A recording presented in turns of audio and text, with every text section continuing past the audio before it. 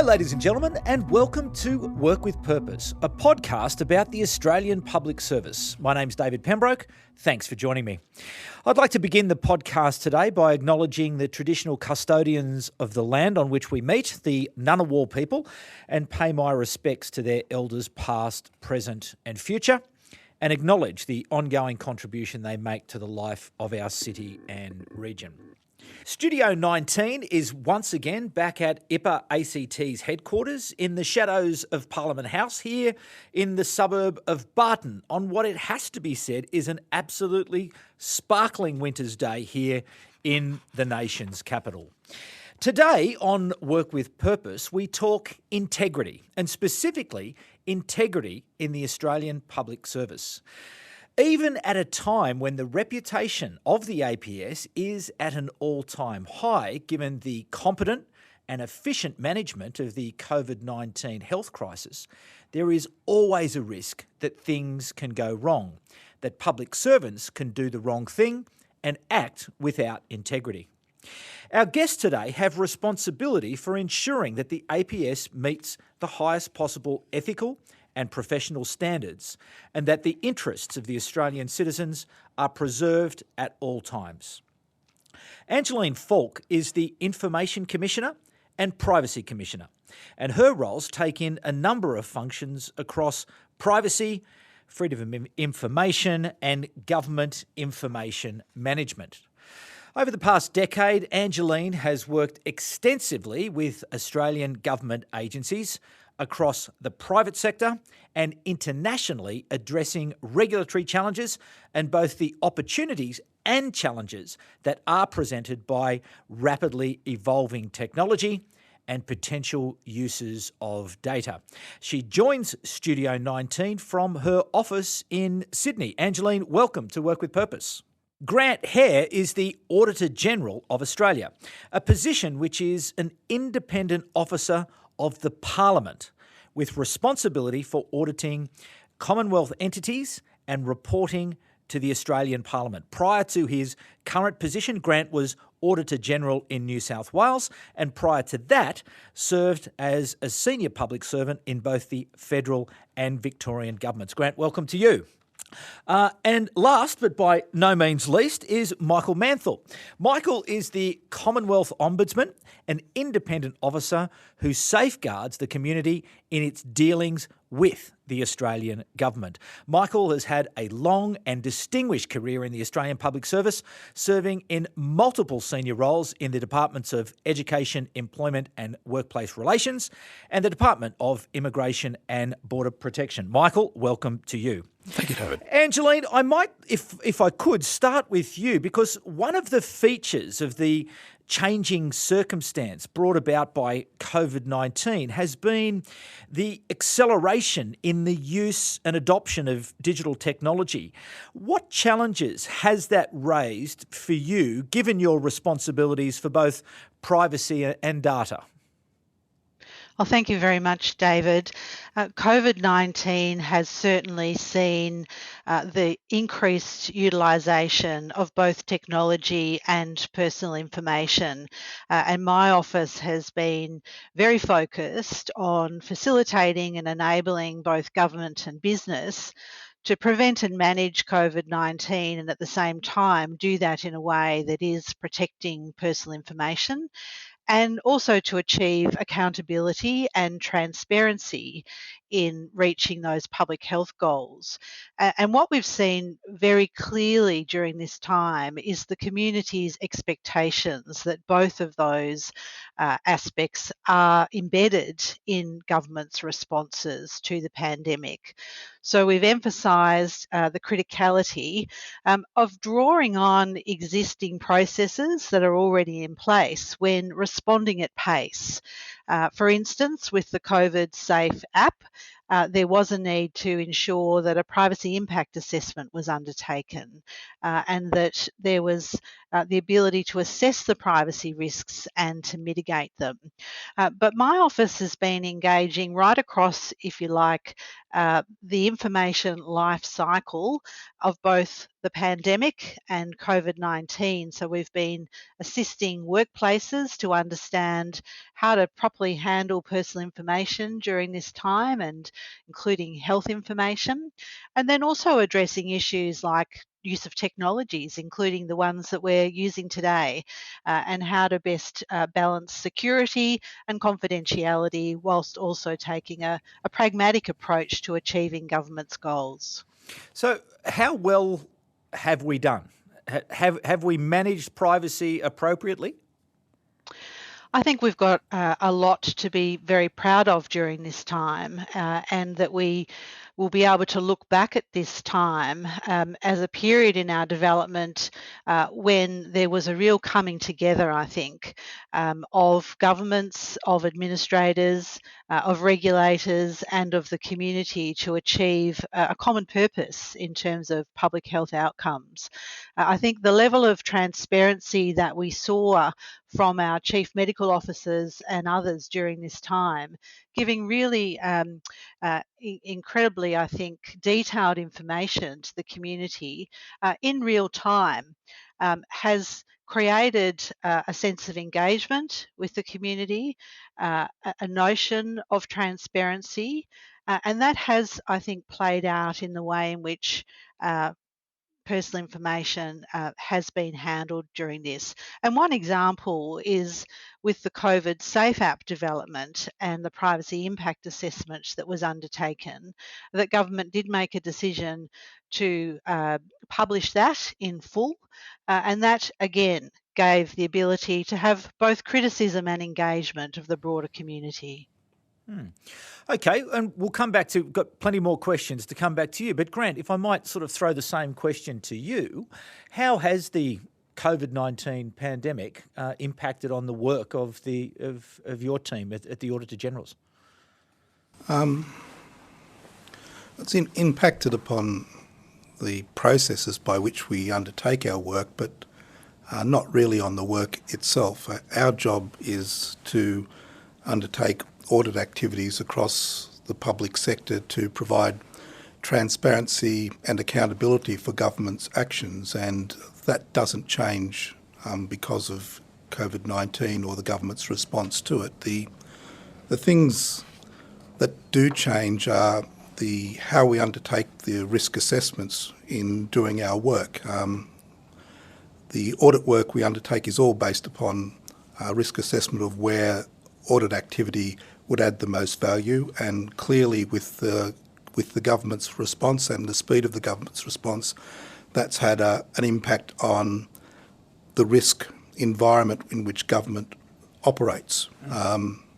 Not simply with respect to the increased risk in developing and implementing programs, new programs, COVID response programs quickly, but also with respect to the diversion of resources from business as usual activities into those changes the risk environment across government. So the key impact on us has been reassessing where we should focus our work. And how did you make those decisions as to where you would put your effort? We looked at the initiatives of what government is undertaking, and what we've developed is a work program to look at the responses to COVID-19 by the government.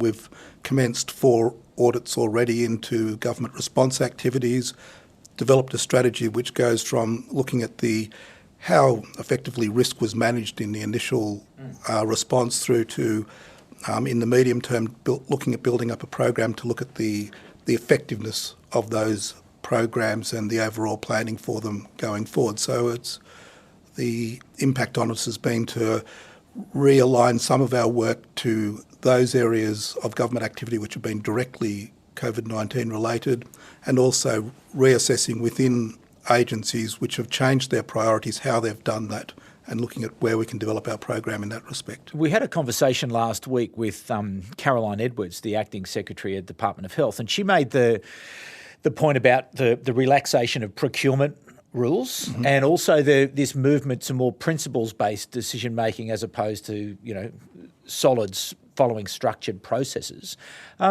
How involved have you been in working to understand what that relaxation looks like and how it can be still managed inside a risk profile that's acceptable to the government in a crisis, that's got to be said?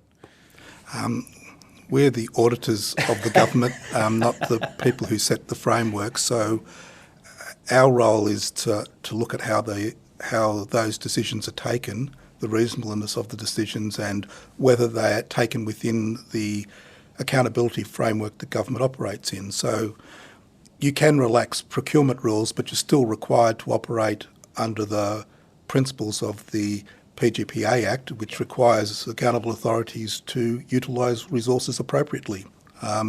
So the rules that you can relax are ones about the level of competition that you're involved in, but it doesn't allow you to spend resources without due regard to appropriate use. So the frameworks are slightly different, but they're not unique. We've audited in areas where that's happened in the past. Okay.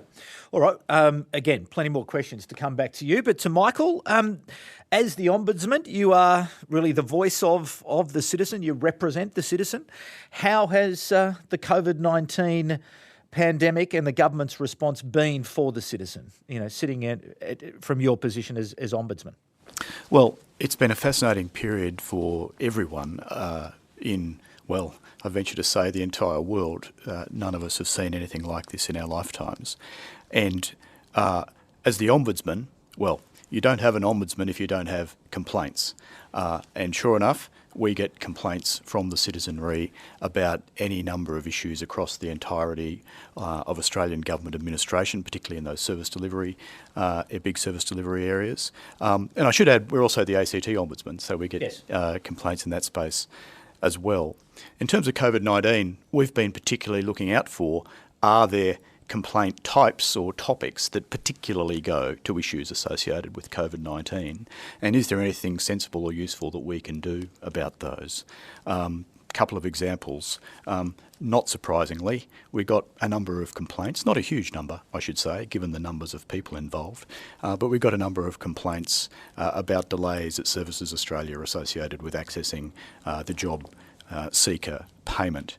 Now, the CEO of Services Australia didn't particularly and doesn't particularly need the Ombudsman to come in with a big, heavy-handed investigation to find out why there's a big queue at Centrelink at a moment like that. They know there's a big queue and they know why, and they were seeking and endeavouring to do something about it. So we certainly have conversations with Services Australia about that, but we also seek to be understanding of the pressures that they're under in a moment like that. That said, looking forward, you can also anticipate, and it seems to be happening now, and I hasten to add I'm not privy to all of the intricate government deliberations about what policy and program interventions lie ahead, but one can anticipate that there will be further programs, projects, service delivery interventions made by governments in the period ahead to help with supporting jobs and so forth, where there could be unintended consequences associated with design and delivery. One of the functions that I fulfil is under the title of the Vet Student Loan Ombudsman, where years after the Vet Fee Help program was wrapped up, a program that Grant's Office audited a few years ago, years after that program was wrapped up, we are still fielding complaints from people who've been left with debts to the Commonwealth as a result of the way in which that program ran. And so we are on the lookout for other program interventions that might happen now that might have similar impacts on the citizenry going forward. So apart from complaints around delays of payments, what were the other big complaints that you got through the COVID period or the health crisis? We're obviously got a long way to run on this yet to go, but so far, what else were people not happy about? Well, we get some complaints in our role as the Postal Ombudsman about how long it takes for parcels to arrive. Again, I'd emphasise these aren't in huge volumes given the huge volumes of parcel activity that Australia Post has been involved in. We've had some complaints about specific issues in the private health insurance space. We've had some complaints in the immigration and visa space, right across the areas where government is engaging with the population to deliver services, and in some cases new and very different services to what have been delivered before. We have had complaints, although I would emphasise that we haven't had volumes that suggest that there has been some kind of monumental catastrophic problem. failure or anything like that. Not at this point, and let's hope it stays that way. But it has been good, though. From your point of view as the Ombudsman, you would say, in terms of measuring through complaint, that the performance has been pretty good. Overall, I would say that, but one should never get complacent or too smug about all this. There is still a long way for a lot of interventions to run. I think one thing that has been sensible is the idea of trying to deliver programs to date through existing mechanisms and machinery, and I think that's made sense. But there's still a long way to run, and we'll be continuing to watch it. Okay. One of the features of the Work with Purpose podcast are our questions that we receive from the future leaders of IPA. And the first question I'll take today is from Holly Noble at the Department of Finance. And Grant, I think it's heading your way. One of the common frustrations, Holly asks, in auditing and oversight is that not enough value is placed on preventative action. When there are so many competing priorities, it's much harder to dedicate the time to action that represents an intangible benefit. Instead, we look to the burning platform first. What preventative action can future leaders encourage to ensure our organisations are in the best place to respond? I think governance is always your friend in dealing with almost any issue, and good governance is the best preventative action someone can put in place. And what does that mean? Strong, effective planning for what you're going to do. A key issue we identify regularly in that planning is people not being willing enough to look over the fence and seek advice from others, not willing to go to others who've lived through similar or the same experience and pick lessons up from them. So being open in that planning process, putting in place effective performance monitoring so you know whether what you're doing is having an impact and you can identify risks as they emerge. Effective compliance processes. Again, it's part of your performance framework, but knowing whether the activity that you're undertaking is being conducted in the way that you expect it to undertake, the way that the government expects it to undertake, or the way the Parliament expects it to undertake within the framework, being clear about those type of things, and doing that within an effective risk management, all of those things in effective risk management framework. They're the principles of, or some of the key principles of good governance, but it's all a risk-based process. It's so being very clear about the risks that you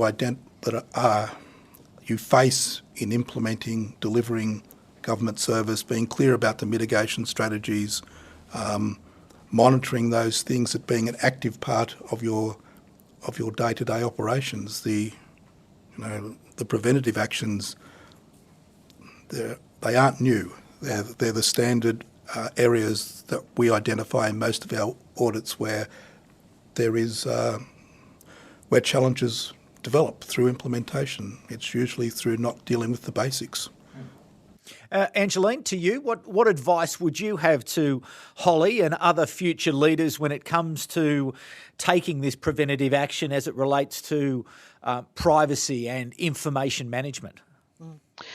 I think at its core, one of the results of good preventative strategies is a hardening and increased resilience against risk. And Grant has called out the importance of governance in managing those risks. And from a privacy and access to information perspective, there's a couple of things that the law in fact requires of agencies to take that proactive preventative approach. So in terms of privacy, there are certain principles in privacy law that ask agencies to have in place reasonable steps to protect personal information from loss or for unlawful intrusion, for instance, and also to have the systems and processes in place to deal with that, including very well-oiled systems of creating privacy impact assessments when new ways of handling personal information arise. And the more they're a well-oiled machine, the more they're able to be relied upon in a crisis. What we've seen with the notifiable data breaches scheme that came into operation in February 2018 is that most data breaches do have a cyber element to them, but almost at the same rate, they include a human element. So that is individuals, this is across the economy, who might be tricked through phishing emails or other enticements to click on links and then to provide their credentials and become compromised in that way. So taking a proactive approach means not only the governance processes, but also right down to ensuring you've got the right training in place for your people as those who are at the coal front in terms of mitigating these emerging risks. Okay. And Michael, your advice to Holly in terms of this preventative action, getting in front of it? Well, talk to the people who are going to be on the end of the service or program that you're delivering. One of the things that we as an ombudsman do is, as I mentioned before, we take complaints. But so do most agencies. Most agencies, particularly the big service delivery agencies, have pretty substantial complaint handling functions. And sometimes complaints are confronting. Sometimes complaints are uncomfortable. But if you don't hear them, if you don't hear the people that are dealing with you and the issues that they're grappling with, then you can always there's a risk you're going to make a mistake along the way. And whether that's complaints after the fact or whether it's engaging with potential users and customers and citizens during the design phase, it's the same principle. Okay. All right. Oh, yeah, so sorry, Angelene, go on. David, if I could just add, one of the things that we have seen during the pandemic is an increase of citizens requesting access to information under the Freedom of Information Act, and a commensurate increase in requests for review of those decisions by my office, and also a number of decisions that haven't been processed during the correct timeframe under the FOI Act. And taking a pragmatic view of that, there's a number of reasons why that might be the case in terms of the redeployment of staff within those agencies. But one of the very critical roles of the public service during this time is to document and be accountable for the actions taken, often taken at speed and in different constructs than we've been used to. And as we come out of the pandemic, it's right that citizens will want to understand the decision-making processes of government, and that we can use that for reflection and improvement into the future. So from a preventative perspective, I'd encourage all leaders in the APS to be looking at the kinds of information they've generated during this time and thinking about how they might proactively publish that for the benefit of the citizenry, rather than requiring individuals to undertake that pull notion of drawing information from government. Let's get on the front foot and put it out proactively. Yeah, it's interesting. I was in a discussion not yesterday where someone in the public service gave exactly that advice to somebody on a conference call about get it right, get it early, and get it out there as best as you possibly can. So fascinating stuff. Okay, another question, again from IPA Future Leader, this time Deanne Allen at the Attorney General's Department. And Grant, I'll start you off on this one as well, but come to all of you. There has been discussion over recent times about the creation of a federal anti-corruption agency. If this were to be established, how would it alter the role of each of your entities? So we'll come to each of you about that. Would it take away any functions from your existing roles, or would it indeed complement your existing approach? So Grant, I'll throw that to you first. I suppose I've been in the fortunate situation of being Auditor General in 2 jurisdictions, one of which had a corruption body, and from that experience I'd say it's complementary rather than taking away from a role. Audit officers really aren't investigatory bodies into corruption and fraud, and generally when we identify that, we try and find the relevant investigatory body to hand it over to, and the establishment of an anti-corruption body in the Commonwealth would simply make it easier to identify what that body was. So I don't see it as... Not going to change life for you too much? Not too much at all. What about for you, Angelene? Well, thanks, David. I agree with Grant that I think that any corruption agency will complement the existing structures within the APS. From my perspective, the FOI Act is one of the mechanisms by which information can be revealed around government decision making, and it's one of the safeguards in place to ensure that there's accountability for the way in which public servants and indeed ministers are exercising authority. So I see any anti-corruption agency as being complementary to that. There's also a role, I think, for integrity agencies ourselves who might have such information revealed to us to have an opportunity then to refer that to any anti-corruption agency. So I think there'll be a duality in terms of the roles that might come to fruition in that context. And Michael, from your point of view? Yeah, not a great deal to add. I agree with both Grant and Angelene. I'd just also make the point that here in the ACT, often Commonwealth public servants overlook the fact that things go on in the ACT that are comparable to what might occur at the Commonwealth level. It's not that long ago since the ACT Assembly and the ACT government created an integrity commission here for the ACT. And in our capacity as ACT Ombudsman, we refer things to them and backwards and forwards. There is a Human Rights Commission, there is an Auditor General, there is an entity that oversees FOI and so on. The key is designing, or one of the keys is designing any new entity's role in such a way that those cross-referrals can work effectively and that folks can work together in a sensible way in their respective lanes. Okay. Another question from Deanne Allen, and it does go to an earlier answer that was given by Angelene, but I will ask it again. A key element of oversight is ensuring transparency, but your organisations can report on some pretty complex topics. So how do you ensure that your publications are accessible and can be understood by the Australian public? So I'll throw to you first, Angelene. I think accessibility is very important in terms of actually realising the objective of having information available for the citizenship. It's really imperative for us to be able to convey that in a way that's relatable for those whom we regulate and for the broader Australian public. I think that in all, many of us tend to work within legal frameworks, and that can lead us down a particularly legalistic path.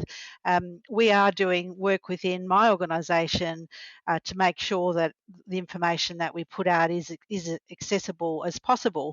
But there's also the opportunity to use different mediums, video, snippets, other multimedia tools that can help bring that to life. At the same time, in terms of ensuring that we are providing sharing information within government as well. There's also an opportunity for information sharing between regulators to be enhanced and built upon so that we can give if you like, almost a seamless view of some of these complex issues to the Australian people. Okay. And Grant, from your point of view, how are you doing on your storytelling? How accessible is the work of the Auditor General? it's hard to assess your own work. We try to make our reports as plain English as possible and accessible to the readers. We try to make conclusions and findings clear and unambiguous with respect to what the audits uncover. Have you taken up the opportunity yet, or the challenge perhaps, of creating multimedia content, to be creating videos and podcasts and animations and graphics and other? Yeah, we do a bit of that. But the substance of our work is audit reports and audit findings. So we try and provide, in some circumstances, accessible learnings from our work and matters like that. But with respect to complexity, the key argument we get from the people we audit isn't so much that we're not clear enough, but we don't include enough detail to explain why the things are the way they are, rather than that we're not clear about what the situation is. And there's a balance when you're reporting on performance between filling up your reports too much with the excuses for the performance versus being very clear about what the performance was. And that's sort of one of the key challenges that we have. All activities occur in an environment. How much of that environment do you need to describe in order to be clear about what's actually happened is an ongoing challenge for us with reports. Sure. And Michael, I know that this is something that has exercised your mind recently. As you know, how do you tell the story of the work of the Ombudsman? So, how would you mark yourself out of 10? Oh, it's always a work in progress. We are looking at ways in this COVID period where we can't get out and engage with stakeholders in the same way as we used to in a whole lot of different niche areas of our business, where we're looking at digital content and webinars and all that sort of thing. But more generally, my reaction to this question is sometimes people will tell you that the work they're doing is terribly, terribly complex and terribly hard, and how could you possibly understand it? But actually, the values that my agency is interested in, that I think are common to my colleagues on the panel today, around fairness, around transparency, around openness, around the rule of law, around due process, all of these concepts that we seek to uphold in the context of building confidence in administration and ensuring good administration for the citizenry. These are actually quite simple things. They may be difficult to implement in a given setting. They may go wrong in one way or another. But I think there is a plain English story that can be told. And I'd invite people to look at the reports on our website and see how we go. Welcome any feedback. All right, and there is one final question from Deanne, and this is to you, Auditor General. You are halfway through your 10-year term as Auditor General. What successes have you already had, and what are you hoping to achieve with your next 5 years? Again, marking your own homework here. Yeah, I don't think I'm going to mark my own homework. I would class as success the fact that the ANAO continues to undertake evidence-based work, does so independently and in an unbiased manner. We report our work and our findings fearlessly. I don't know whether that's quite the right word, but we do it in a way to be very clear about what we find without and fairly. We always present all sides to an argument. We do those things, I think, very well. I think our work has impact. All of it, I think all audit work has an impact, both in terms of the direct leading to change, but also the fact that we're around changes. Like all integrity bodies, the existence of them makes the world a better place as well. I think some of the work we've done on the implementation of the PGPA Act and driving better performance information has been important and continues to do so. So, I think going okay. I think I hope we're going okay. only 5 years to go, so we'll see how it churns out. No, I'm fortunate. I came into an organisation with a very high quality team of people doing outstanding work, and that's a great thing. Yeah. That helps a great deal. You know, we've got a very good organisation.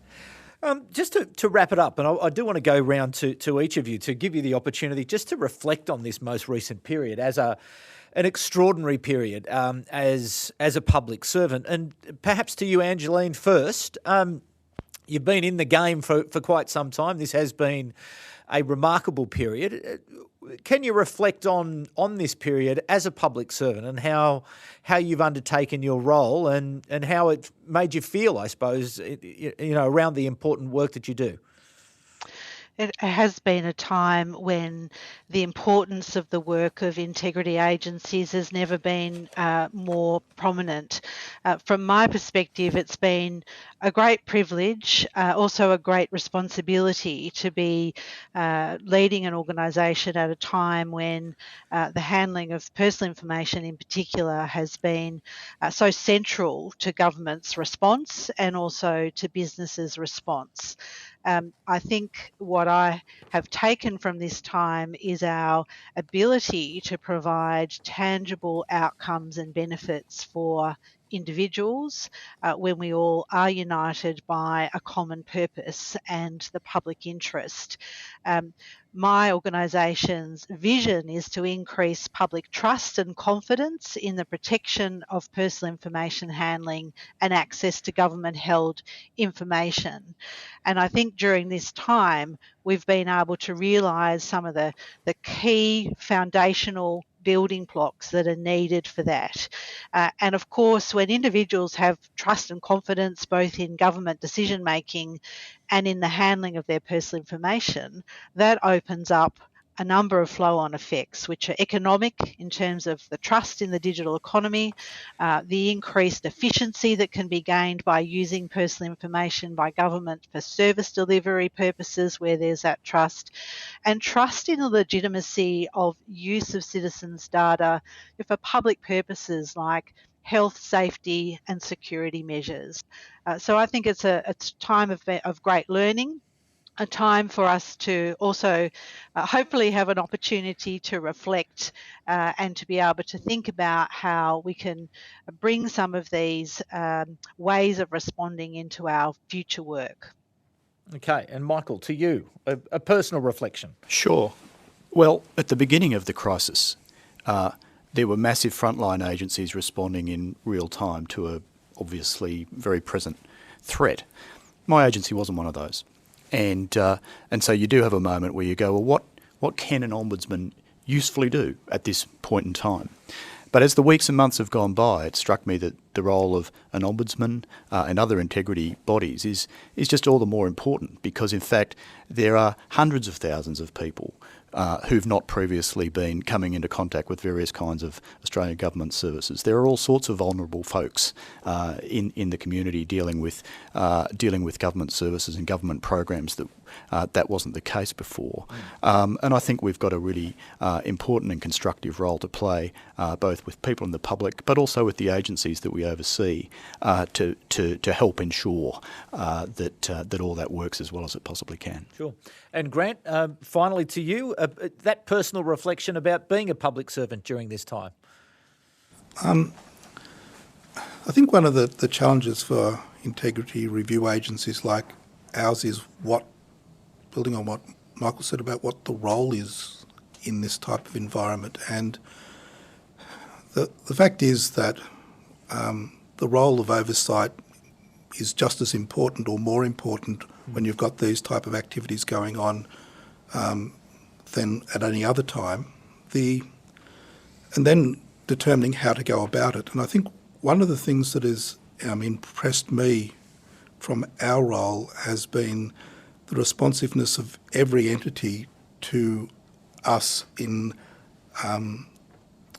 not trying to say that we shouldn't go and look at things now because they're too busy, that it's inappropriate, would get in the way, that type of thing. All of the discussions that we've had have been sort of recognising the importance of oversight to the effective ongoing operations of the sector. And as I mentioned before, we've commenced 4 audits into COVID-related implementations, and in every occasion the accountable authority for the entity has supported, if not encouraged, us to start that work early and get in and give them back some feedback on how things are going. I think that's impressive in terms of the openness of the sector to oversight, and something I think that people can be proud of our public sector. Fantastic. Well, to you, Grant, Angelene there in Sydney, and to Michael, thank you all for your service. And indeed, I think the point has been brilliantly made through this discussion today about the role of integrity as a foundation for trust. And really, government is going to play such a critical role in the lives of Australians, as Michael was saying before. People who have never been in touch or engaged with government are going to be more so in the next 5-10 years. And so that importance of integrity, of transparency, is just going to be so critically important. And so I thanks to each of you to really outlining your agency's role and the work that you will play into the future in maintaining that trust with the Australian citizens. So thanks to each of you today. Our next program will feature David Fredericks, the Secretary of the Department of Industry, Science, Energy and Resources, and Michelle Brunnages, the Secretary of the Department of Education, Skills and Employment. That podcast will also serve as the launch for Innovation Month in July, which, no surprises, will be a virtual event this year. So look out for lots of that stuff. IPA is certainly very, very involved in Innovation Month, and so stay tuned for lots of activities during July. David and Michelle, during that podcast, we're going to focus on innovation, agility, skills, and how the public service can help drive innovation and productivity improvements across the APS, but also the critical influence that the APS will have in restoring confidence in the Australian economy. It's been one of the big features of Work with Purpose, is about how important it is that government engages with business in order to drive productivity improvement. So that's going to be a fantastic conversation. Work with Purpose is part of the GovComms podcast network, and if you would like to check out the GovComms podcast, please type that into your favourite podcast browser and it's sure to come up. And if you do happen to come across our social media promotion for Work with Purpose, please pass it along by sharing it. And if you are feeling particularly generous, perhaps a rating or a review, which will help to get the program discovered. But thanks again to our guests today for coming in to talk to Work with Purpose. And thanks again to you, the audience, for coming back once again. We'll be back at the same time next week. But for the moment, it's bye for now. Work with Purpose is a production of Content Group in partnership with the Institute of Public Administration Australia and with the support of the Australian Public Service Commission.